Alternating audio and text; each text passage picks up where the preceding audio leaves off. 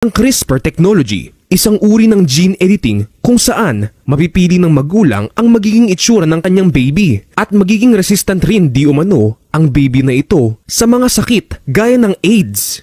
Sadyang sobrang sama na po talaga ng mundo at umabot na sa sukdulan ang pagre-rebelde ng mga tao dahil maging ang templo ng Diyos ay binababoy na nila at wala silang pakialam kung mapapahamak man ang ibang tao sa mga ginagawa nila. Ganyan po ang gawain ng mga scientist na hindi naniniwala sa Diyos. Para naman sa mga bulag pa rin sa katotohanan, matapos mong mapanood ito, kung inaakala mo pa rin hindi ka kailanman ipapahamak ng mga nakakataas, ay dyan ka nagkakamali.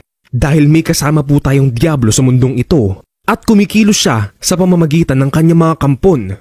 Ngunit kung isa kang tunay na Kristiyano, ay hindi ka dapat matakot sa kanila dahil kakampi natin ng Diyos, ang Alpha at ang Omega. At noon pa man ay iniingatan na niya tayo sa lahat ng masasama. Kaya huwag kang mangamba dahil ang Espiritu ng Diyos na nasa atin ay mas makapangyarihan kaysa sa Espiritong nasa mga makasanlibutan. Maraming salamat sa panonood at God bless you.